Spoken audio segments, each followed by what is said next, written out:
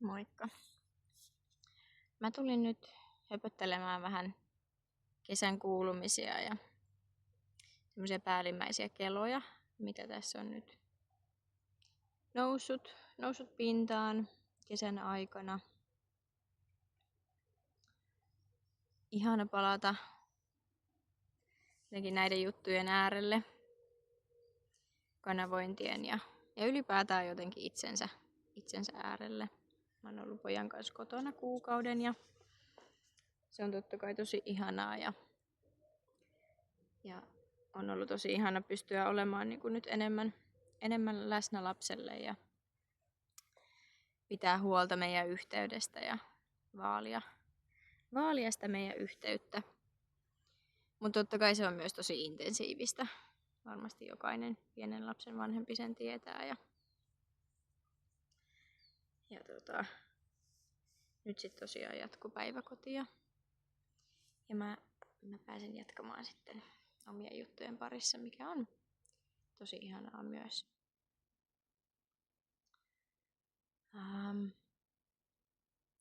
Joo. Mä olin tuossa, olikohan se nyt sitten kesäkuun puolella vai heinäkuun puolella? Heinäkuussa se taisi olla, joo. Olin semmoisilla Kertovatko tähdet -messuilla näytteille asettajana. Ja se jäi kyllä siis niin positiiviseksi kokemukseksi mulle, että se oli mun ensimmäinen messukokemus koskaan. Ja se oli mulle jotenkin tärkeää huomata, että mä pystyn sellaiseen, koska mä olin sitä jotenkin vähän epäillyt. Koska jotenkin semmoinen niin ihmispaljous ja niin monta tuntia viettää ihmispaljoudessa ja hirveässä mekkalassa ja erilaisten energioiden keskellä, niin se jotenkin ajatuksena tuntuu aika kuormittavalle. Ja mä mietin sitä, että väsynkö mä jotenkin tosi paljon siitä. Ja kyllähän sitä aika väsynyt sen messupäivän jälkeen siis olikin, mutta oli tosi hieno huomata kuitenkin, että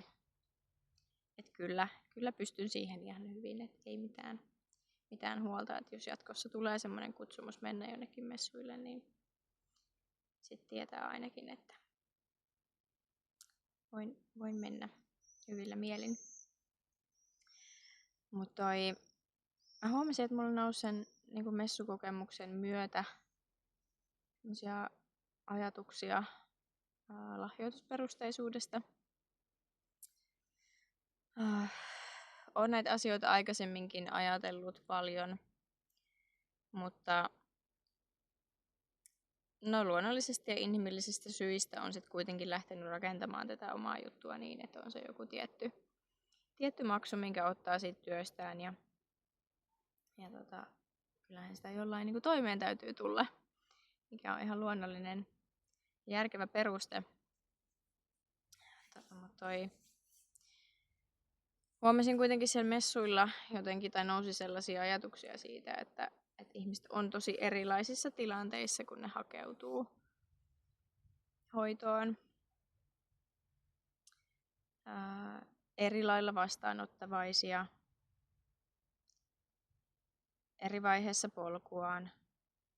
Ja tietysti myös se voi olla niin kuin tosi haastava ympäristö, se messuympäristö niin kuin ottaa vastaan hoitoa, koska siellä on tietysti just tämä niin kuin ihmispaljous ja se mekkala ja kaikki, niin se voi vaikuttaa siihen syvyyteen, millä sä pystyt vastaanottamaan sen, niin kuin ne viestit ja kaiken siinä hetkessä. Kyllähän se perille menee, mutta mikä se on se inhimillinen kokemus siinä hetkessä, niin se voi vaihdella tosi paljon ihmisestä riippuen.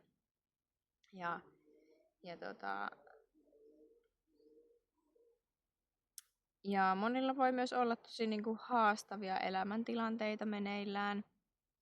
Voi olla oikeasti tosi iso avun tarve, minkä takia on hakeutunut niin kuin tuollaisille messuille tai ylipäätään niin kuin ottamaan tämmöistä henkisen alan palvelua vastaan. Erilaisia tarpeita, mutta joskus ne voi olla myös tosi vaikeita, haastavia tilanteita. Ja mä huomasin, että mulle tuli semmoinen tosi haastava olo siitä, että mä myyn sitä mun juttua, mun palvelua ja tukea ihmiselle, joka oikeasti on sen avun tarpeessa. Että anna mulle tää raha, niin mä autan sua. Ja joo, kyllä, maailma toimii näin. Et siis tosiaan jotenkin sitä on toimeen tultava ja ymmärrettävästi niin kun ihmiset haluaa sen arvostuksen siitä työstään ja itsekin haluan totta kai. Tai niin kun se on myös mulle ollut se niin kun merkki siitä, että mä itse arvostan sitä mun työtä, että mä otan siitä jotain niin kun rahaa.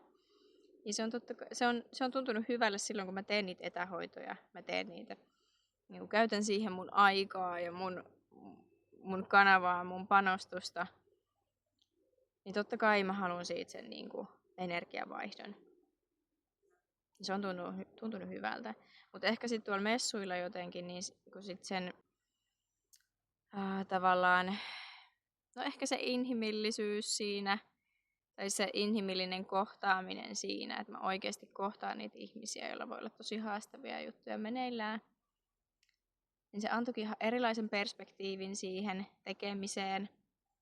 Ja se tuntui musta tietyllä tapaa niin kuin aika irvokkaalta myydä sitä tukea ihmisille, jotka oikeasti tarvitsee apua. Ja älä ymmärrä väärin, mä en tarkoita sitä, että se on mitenkään irvokasta, että sinä tai joku ottaa rahaa ja maksun siitä omasta palvelustaan. Mä en ajattele, että tämä on kaikkien polku, ei tarvitse olla.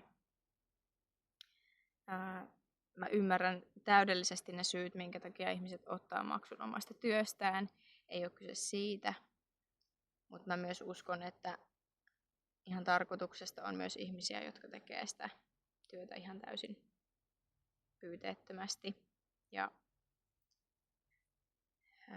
lahjoitusperusteisesti. Eli tosiaan mulla tuli siis semmoisia ajatuksia siitä, että haluaisin ehkä jatkossa tehdä työtäni lahjoitusperusteisesti. Tai semmoisella niin kuin, mä en tiedä mikä sana sitten on oikea ja täytyy pohtia sitä tai tunnustella vielä. Mutta sellaisella niin kuin vapaaehtoisella maksulla, että ei ilmaiseksi, vaan siten, että jokainen voi tunnustella sitä oman sydämensä kautta, että paljonko haluaa maksaa tai antaa energiavaihtona ja paljonko pystyy siinä hetkessä. Mä en niin kuin haluaisi, että se olisi kenenkään se taloudellinen tilanne olisi kenenkään niin kuin avun saamisen esteenä. Ja monesti, mitä syvempiä ne ongelmat on, niin voi olla, että ei se tietysti aina mene ihan näin linjassa, mutta monesti myös se taloudellinen tilanne tulee sitten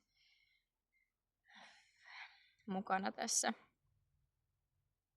niissä elämän haasteissa, että en haluaisi rajata sellaisilta ihmisiltä myöskään sitä apua, jotka sitä oikeasti tarvitsee, jolla ei taloudellinen tilanne sitä salli. Toivon, että jokainen oikeasti lahjoittaa tai maksaa sieltä sydämensä kautta. Et ilmaiseksi en tätä tosiaan niin kuin haluaisi tehdä, koska arvostan aikaani, arvostan tätä työtä, mitä teen.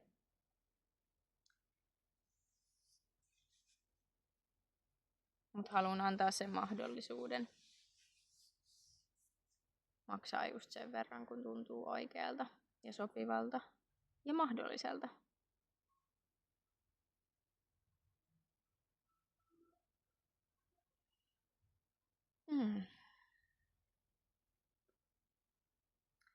Että voi olla, että olen nyt sitten siirtymässä tähän lahjoitusperusteisuuteen ja olen saanut siitä kyllä tosi vahvoja merkkejä, että se olisi se mun polku. Ja on tosiaan näitä asioita pohtinut aikaisemminkin, mutta sitten lähtenyt kuitenkin vähän eri suuntaan. Ja koen, että ehkä kuitenkin on saanut myös sieltä omasta kasvatuksesta tietyllä tapaa sen mallin, että kun omat vanhemmat on tehnyt omalla tavallaan palvelustyötä, niin se on ollut sellaista niin kuin täysin pyyteetöntä työtä. Ja haluan vielä sanoa, niin kuin en edelleenkään, mä en ajattele niin, että kaikkien tarvitsisi toteuttaa palvelustyötään samalla tavalla. Se ei ole kaikkien polku. Ei tarvitse olla. Mutta mä koen, että on myös tärkeää, että ne ihmiset, jotka tuntee siihen kutsun sydämessään, niin toteuttaa sitä niin. Antaa sen mahdollisuuden.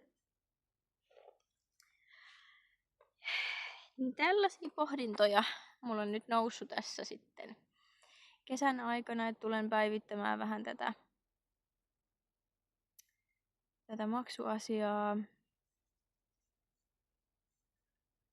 Tosi mielenkiintoista nähdä, että mihin tämä sitten johtaa elämässä.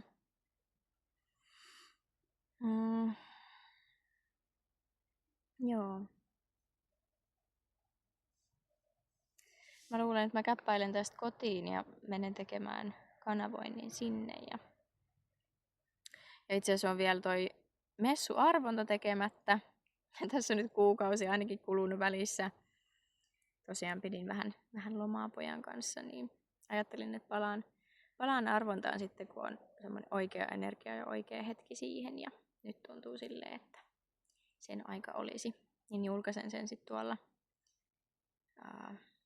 Instagramissa, josta mun piti pitää taukoa.